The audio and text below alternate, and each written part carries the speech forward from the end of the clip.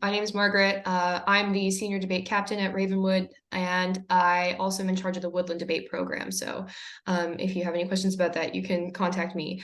I just to give you guys like a little bit of a roadmap for what we're going to be doing here.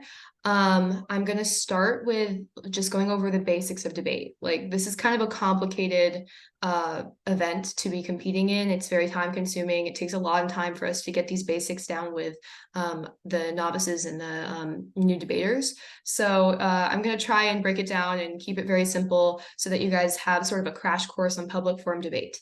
It is complicated. If you have any questions, you can type them in the chat. I have it pulled up here, so like every couple of slides, I'll answer some questions. And at the end, I will, hoping Ms. Reeves can help me show some resources that we have on our website and some resources that we're going to add to our website that can help you guys to navigate this sort of judging experience, since I know that a lot of the parents here are judging public forum debate. So for a quick like definition of public forum debate, it is when two teams debate against each other on a resolution or otherwise known as a topic that reflects current events. So public forum debate is all about accessibility. Public forum is basically the idea that if we take anyone off the street, no matter what their experience, no matter how much they know about a topic, we should be able to cater to and persuade anybody. So whether they have been a debate coach for 10 years, they're a specialist in their field, they are the parent judge, we are able to persuade them on a certain topic that is controversial and regarding current political, economic, social issues. We are really big on persuasion, but we're also really big on logic. So a lot of our work is evidence-based, not necessarily emotions-based. So you can click to the next slide. So in terms of team structure, we have two pairs of students. So it will be 4 people who are debating in a round and 5 people, including the judge. So it will be 2 teams with a first speaker and a second speaker. So they each have different roles. The first speaker will be doing the case, the summary, and the first cross.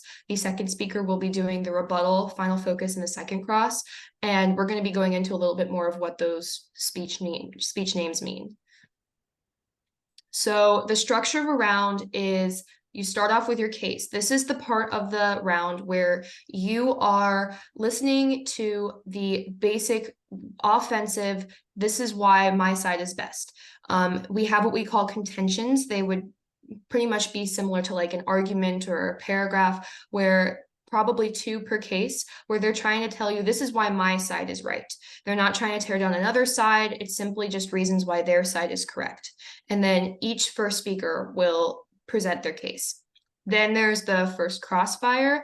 Crossfire consists of when the 2 first speakers are going to ask each other questions. They usually stand up and they're usually timing themselves and asking each other questions back and forth. Should be a very respectful situation, but sometimes it can get out of hand, so just keep that in mind. For rebuttal, this is the next speech. It is the second speakers. Each second speaker will present a 4-minute speech responding to their opponent's case. Then they will each engage in the second crossfire, where they will be asking each other questions about the rebuttal. Then the next speech is summary. That is when the first speakers, same people who read the case, are going to come up and they are going to explain to the judge basically the contents of the round, what they want to focus on, and why they think they should win. So this is the part where they're narrowing down the topic, they're narrowing down the material, they are telling you the main voters, and they're starting to summarize and finalize their cases. And then there's grand crossfire, which is when all 4 people involved in the round are going to ask each other questions. So this is sort of like their last cross-examination, last opportunity to talk to each other. And final focus is presented by the second speakers.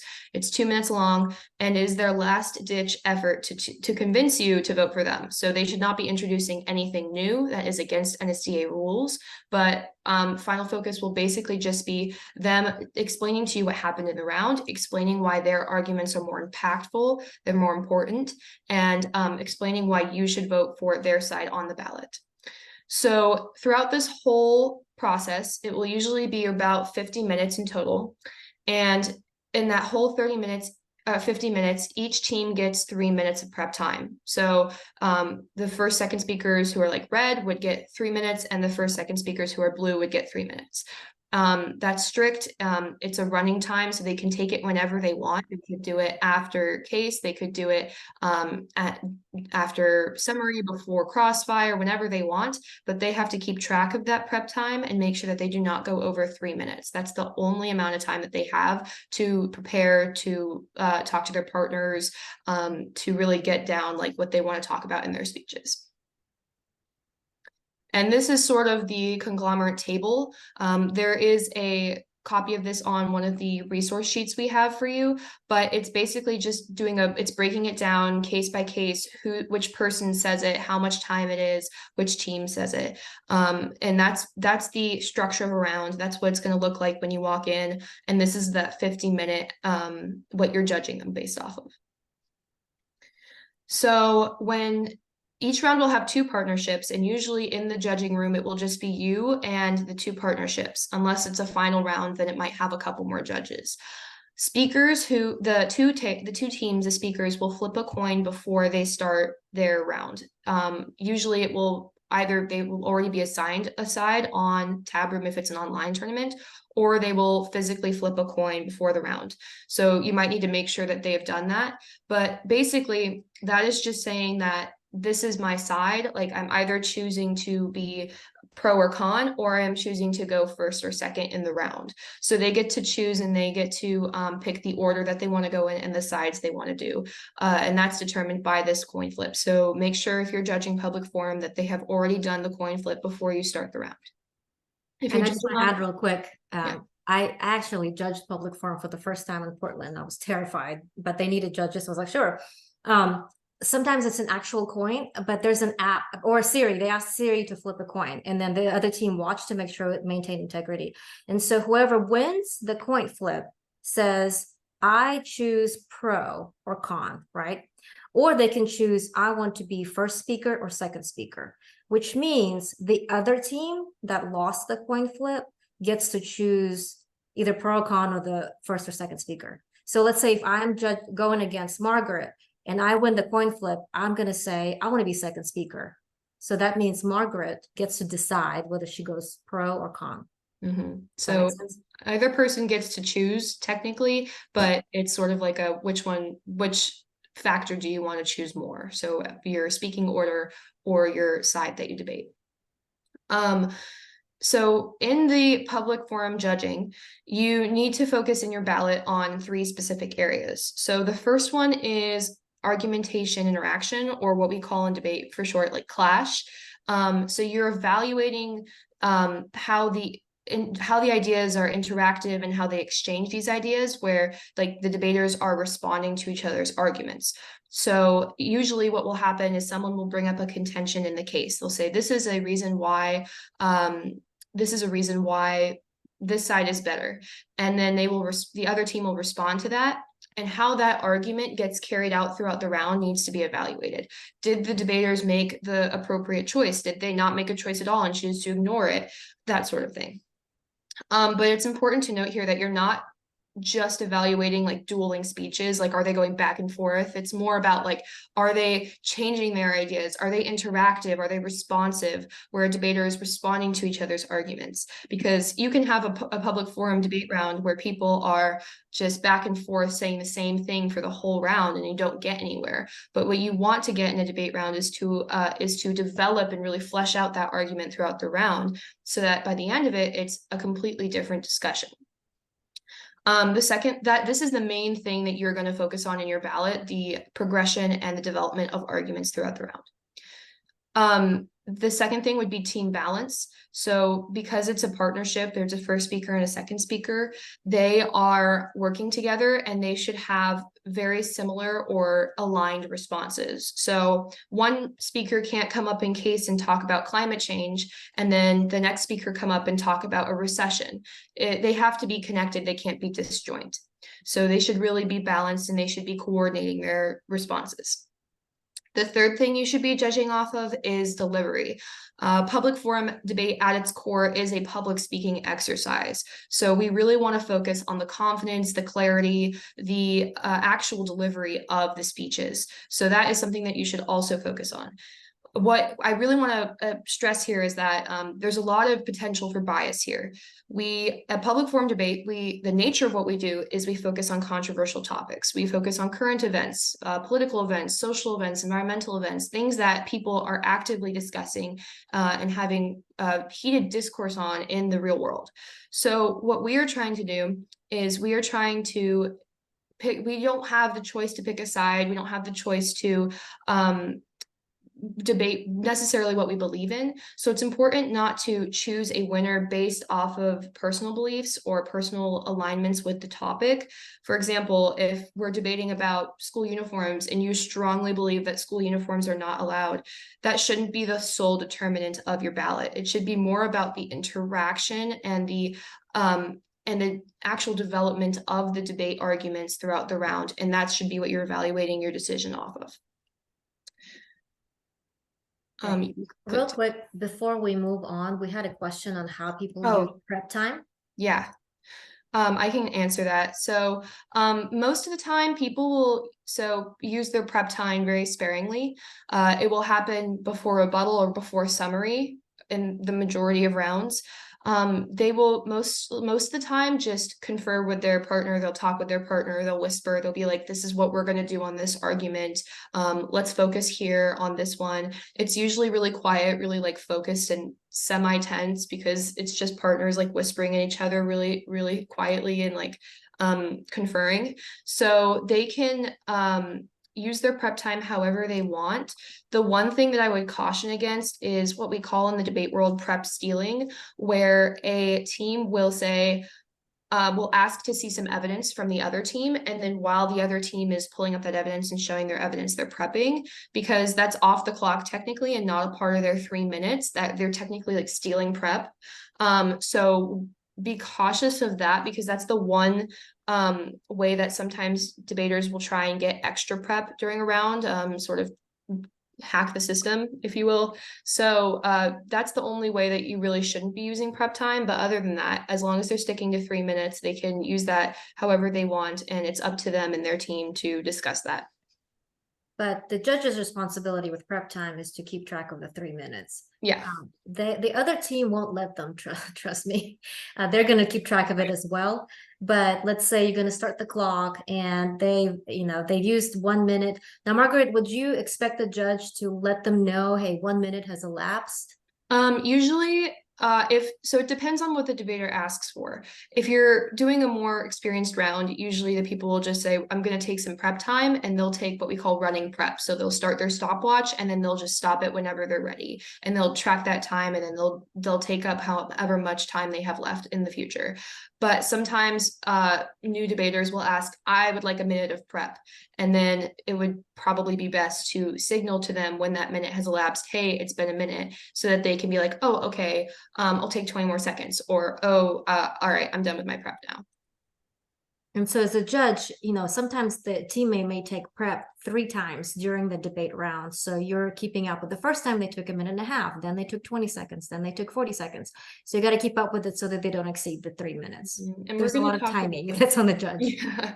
We're going to talk about how to keep track of the different arguments for each side, and to keep track of that sort of different times and stuff, because it can get confusing with the 2 different sides. So we're going to talk about how to do that a little bit later with flowing.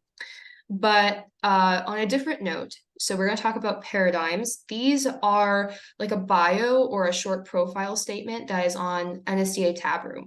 We pretty much do all of our ballots for online, at least if we're going to an online tournament or a national tournament, through NSDA tab room. In a local tournament, it might be a paper ballot, but otherwise it would be through tab room. And so this is really just a short description of what you value in a debate round and what your experience level is with debate.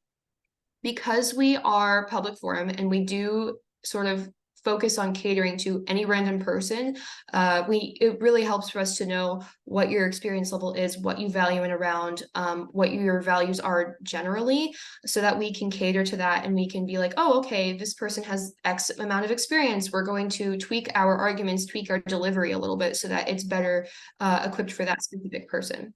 So paradigms can help us with that sort of short bio statement.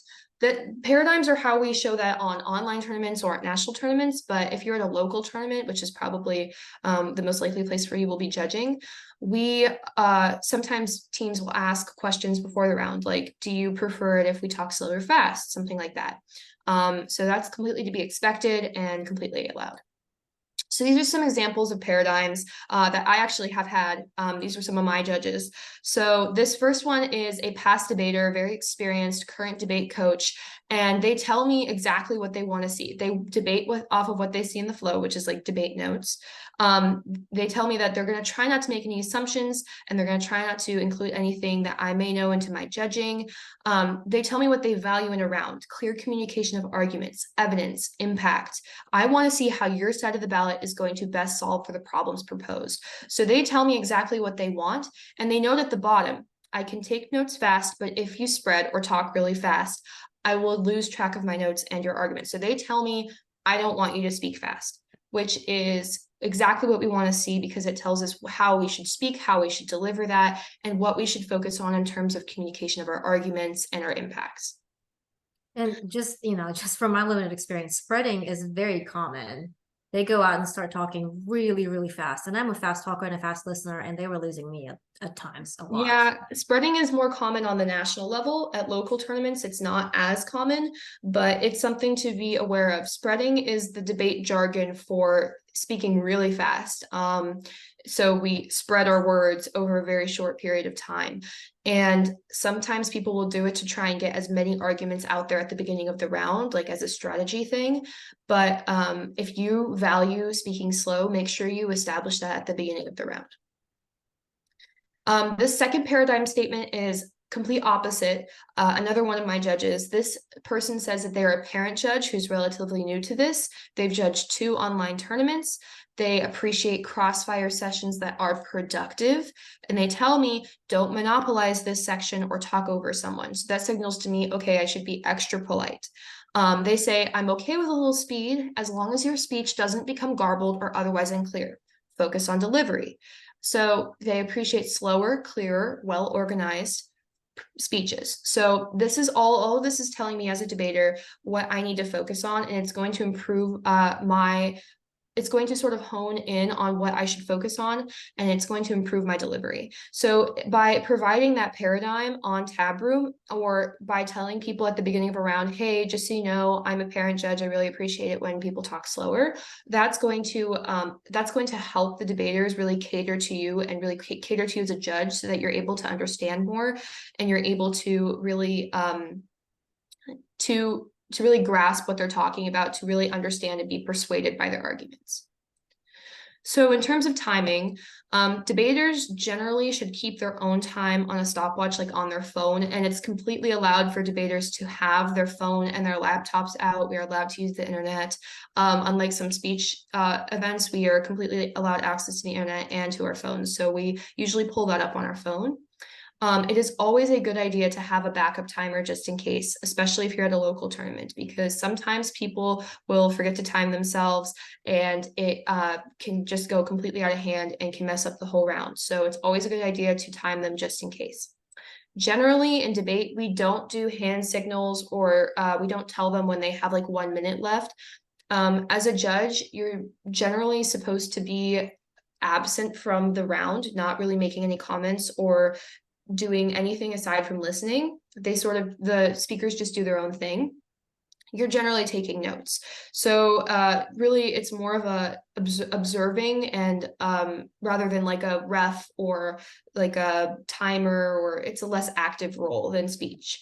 And you basically are going to give them a 10-second grace period usually. So if it's a 4-minute speech, you would give 3:50 or 4:10 is like, okay, that's fine.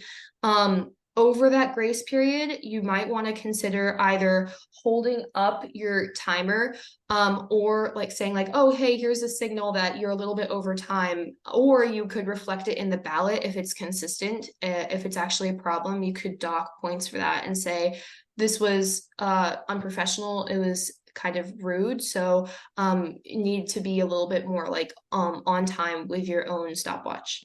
And I just saw a question, do they lose points for not using the full time?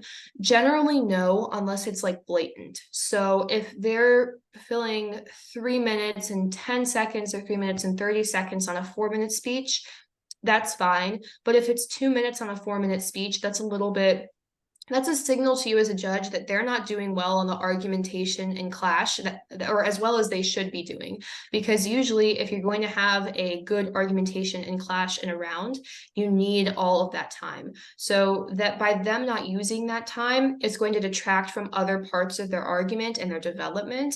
And that generally does not reflect well on them as a debater. So it won't be as much about the timing as much as it is about how developed their arguments are at that point. Going over is typically where the problem happens. Debaters love trying to find extra seconds of time because everything is so pressed for time in a debate round. So the real problem to look out for would be if they're trying to go overtime on a speech, or especially in a crossfire. For crossfire, that's when you ask questions back and forth. All of the crossfires are 3 minutes long. And the grace period, again, is probably like 15 seconds over. So they will use the whole time. Generally, they will not go under 3 minutes. And if they do end up going over, a lot of judges will just let that person finish out the question, like answer the question really quickly, and then cut it off at like 3:15, 3:20. So that's generally the timing grace periods that judges give for that sort of for those speeches. But it's a very passive role. You're not doing the hand signals or any sort of like, there's 2 minutes left in your speech. And the other question was, you're not allowed to ask, if you want to ask a question or confirm some of the arguments as a judge, you don't. Yeah. Usually what should happen is they should explain it to you in a way that you're able to understand it. Because if it's public forum, that means that we're supposed to be accessible and we're supposed to be persuasive. If they are failing on that account, that's something that you reflect in your ballot, not as an active participant in the round. So we have another question, which you may get to actually. Is there a template that they can use in advance? Yes, so we're going to talk about 2 separate templates at the end of this when we go over some resources. One of them is an example ballot where like that's where you'll submit official feedback. And the second one would be flowing, which is how we as debaters and a lot of debate coaches take notes during a debate round. So we're going to go over that in a little bit. So this next part is public forum scoring. So our scoring scale is a little bit weird. It's on pretty much 25 to 30. So lower than 25 is really only for if like someone's racist or violent or extremely rude or inappropriate, or they just walk up there and they don't try at all. Like there's no preparation. They don't say a single word for the whole round. That's the only instance where you would really say like lower than 25, but that's extremely rare. Generally, where you're gonna want to be is between the 26 and 29 range, with 26 being slightly below average, 27 being average, and 29 being substantially better than average. Most people will from Ravenwood will not to boast, but most people from Ravenwood will get between 27 and 30. So usually you want to stick to the higher end of that scoring sheet. 30 is absolutely perfect, could not be better. Better than any debater you've seen before. So this is really rare. You'll probably only give 1 in a whole tournament, or maybe even none in a whole tournament. So it's really rare to give a 30. Generally, you're going to stick to the 26 to 29 range. And we're going to have a copy of this scoring sheet on one of our resource pages at the end. In terms of written feedback on the ballot, we're going to show you an example ballot in a bit, but there's a part where you can write feedback on there, and there's 2 separate slots. So one that goes to the whole, everybody in the round, all 4 participants, and one that goes specifically to a single team. So at the end of a round, some judges will disclose the result or give feedback, and they'll say like, okay, this is who won and this is why that person won. Some judges don't feel comfortable doing that, and that's completely fine. It 100% depends on the tournament's rules. So if the tournament director tells you do not disclose, that's against the rules of this tournament, then you don't do that. Or if there's no explicit rule stated, it's up to you on personal preference. If you feel like you are 100% sure of who won and you are comfortable sharing that, then you can definitely do that. If you feel like maybe you need a little bit more time to decide, to really flesh out your feedback, to give some details, then you can say, hey, I'm not going to tell you right now. Like, you can figure that out at the end of the tournament when the ballots get delivered to the actual debaters. So it's up to you. The two places for feedback, it's important to differentiate these. There's one that's individual teams, and there's one that's the overall round decision. For the individual teams, focus on feedback that is more constructive. So that would be yeah, here we go. That's perfect. Thank you. So the comments to debaters section here is going to go specifically to the team and not to the other team. So this is where you focus on really individual feedback. If there's something that you really liked about this one person's speech, you can put that there. If there's something that you thought, this specific person could improve that, you put that there. In the reasons for decision section, this goes to all the debaters in the round. So everybody sees this. And this is supposed to be a very generalized, very applicable to every person in that round feedback.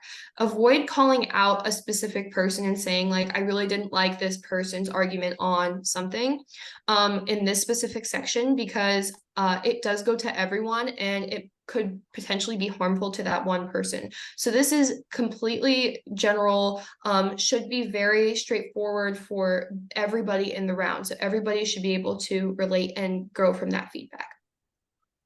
And there's a question here to the speaker points. Do they go to each individual on each team or to the team itself? So the speaker points go to each individual on each team. So if you think the first speaker on one team did significantly better than the second speaker on that same team, you can reflect that with your points. So on this example ballot, it says, for example, for the second team, the first speaker, Chloe Cho, got 27 average, and the second speaker, Diana David, was absolutely exceptional. She got a 30. So you can do different points for different people on the same team. And those points will be added up and taken into consideration when the finals and the people who break are announced. So that's what basically distinguishes whether or not they are going to win the tournament. That's the points that they calculate for that. So that's where that scoring count comes from. So again, overall round decision feedback should be really broad. Avoid calling out specific names. And everything in this feedback section should be focused on the three things that we talked about: argumentation, interaction, team balance, and delivery, and exclusively those three things. Sometimes judges will mistakenly include things about outfits or hair or facial expressions. And while it's important to consider if they're like rude or blatantly like just not helpful for the round, if it's just like smile more, that's a little bit not very constructive. If it's something like, I thought you were a little bit aggressive in Crossfire, of course, include that. If it was something a little bit like that actually impacted your decision for the round and delivery, you should include that. But generally, outside of those three, do not include feedback written about it. So it shouldn't really factor into your decision. And then sort of segueing into public forum bias, again, we go over a lot of controversial topics. It's the nature and the mission statement of what we do, and we are randomly given a side. So we don't really have the choice to debate if something that maybe we personally believe in or we don't. That's the beauty of debate. It requires a holistic understanding, but it's really important to realize that and make sure that you don't penalize a team if you disagree with their side or you think there would be a better solution to a specific topic, unless it's something that they say that is like really false, like the sky is red. Then yeah, okay, that's common sense. But otherwise, it should not be do not penalize the team for something that maybe is a personal opinion. So oh yeah. Also, please make sure to take into account implicit biases and don't make any comments about clothing or other topics. Miss Reeves, if you could share the screen with the documents. Yeah. So this is the public forum cheat sheet that we will share on the website. I don't think it's up there yet, but it will be in the next day or two. It is. That one actually is. That one is on the website. Oh, the ballot, the sample ballot is, but the next Gotcha. page is Yeah. not. Okay, so let me go back to the ballot. Sorry. Okay. Cool. So this is an example ballot. It's a National Speech and Debate Association printed ballot. So for a lot of local tournaments, they will use this exact same ballot. And it's just an example of maybe some feedback that you could give or how you would fill one out. A lot of the times they will have you write the resolution at the top of the page. If you don't know the resolution, I would recommend looking it up before you enter a tournament just to get some background knowledge. All the topics are released on the National Speech and Debate Association website, and they change every 1 or 2 months. So we already know the topic for this for Dixon, and what is it? For Dixon, it is should the federal government pay off student loan debts? So it very topical. And so a lot of people, so I recommend what you do is you look up the specific wording of the resolutions and maybe do a tiny bit of research, not a deep dive, maybe just watch a couple YouTube videos so that you have that context. And so it's not like completely out of the blue when you walk into a round. It will probably help you orient yourself. I also want to point out, so someone said the ballot has different ranking scales to the slides.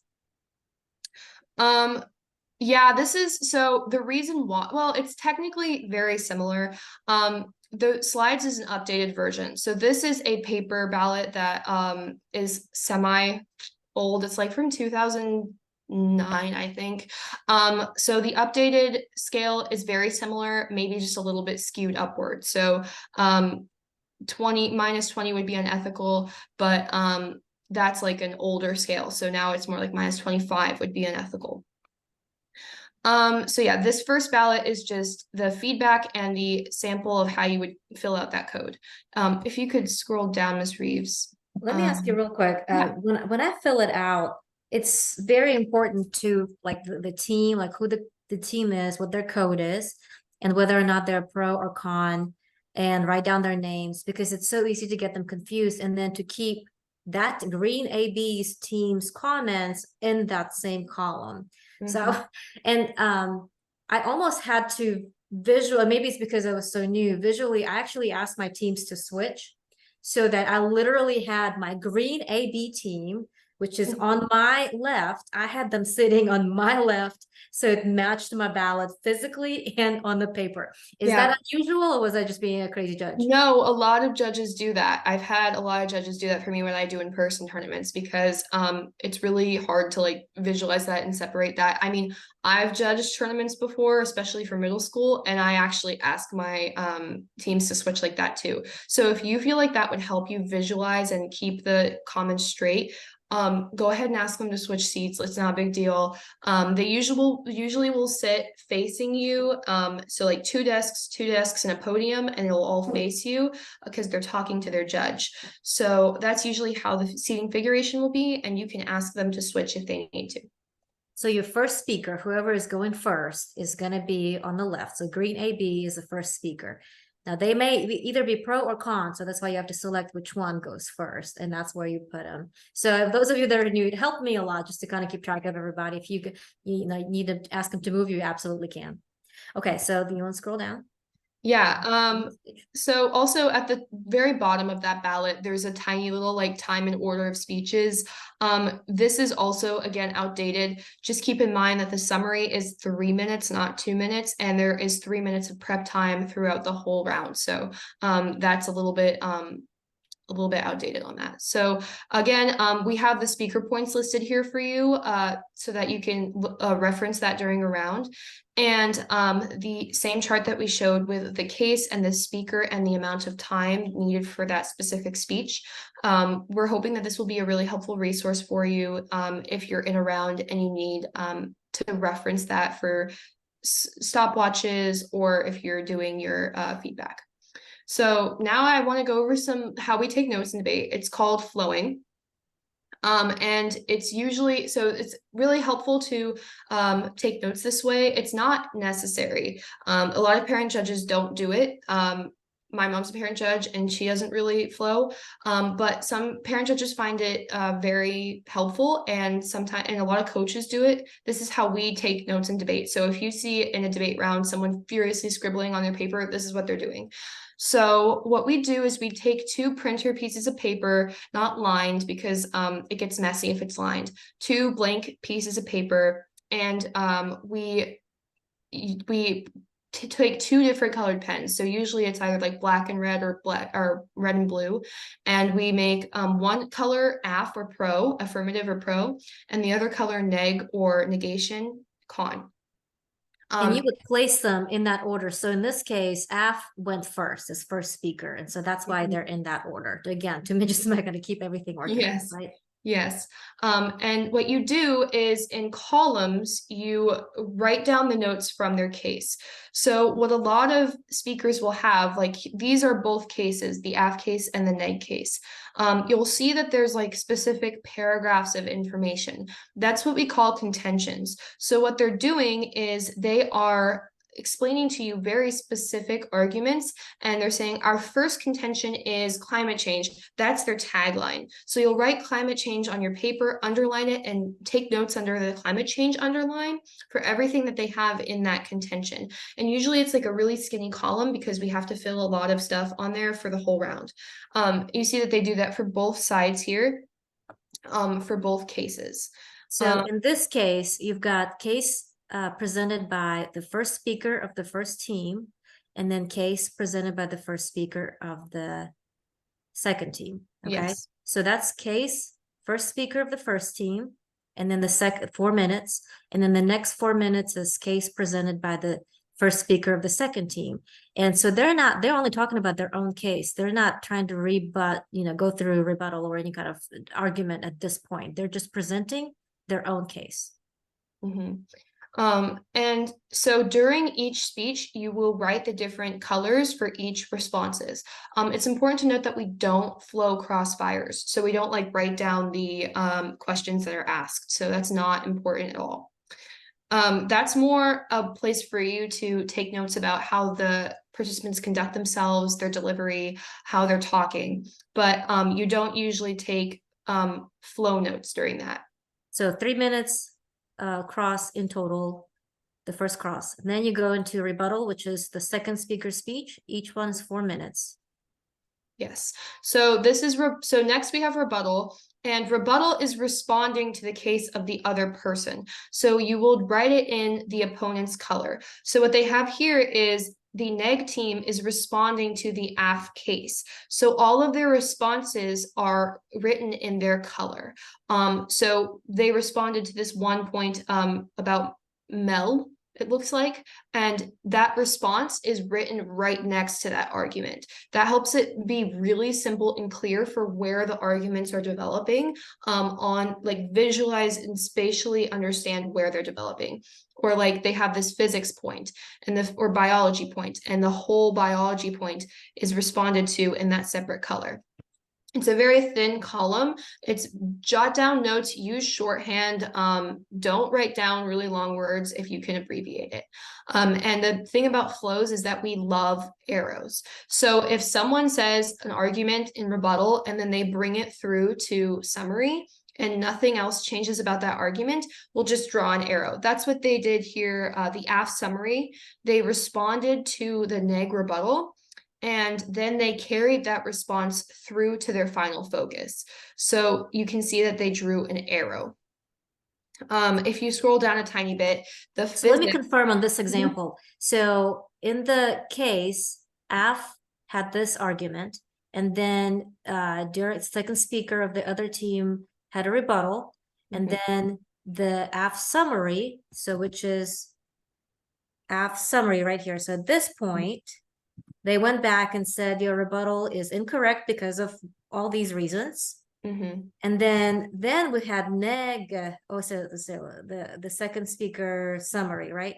And so does that mean that neg summary right here, does that mean that they just dropped it? They didn't talk about it again? That's why so if they didn't talk about it, then it really won't be, it won't be brought up, and they just can, they can write an arrow and say this flows through cleanly. Okay, but if they did talk about it in the neg summary right here, then they would write a response. Okay. And so you can see on the physics, or even on the biology, let's go biology, that's probably a better example. The AF makes a point, the neg case responds, and they go back and forth through every single speech. And you can see that because it looks like a nice little red and blue rainbow. They have a very, very strong argumentation interaction here, and you can tell that it's different points because they're writing different things for each one. So they start out by saying something about Smith, some sort of evidence from Smith, and it develops into something about brains making decisions. So it's going to develop into a different sort of argument when they defend and they attack responses. It should be that sort of interaction. And then this would be the other side of the case. So this is neg's case, not AF's case, neg's case. AF is responding to it in rebuttal. Neg is responding to the AF rebuttal, and it goes back and forth throughout the round.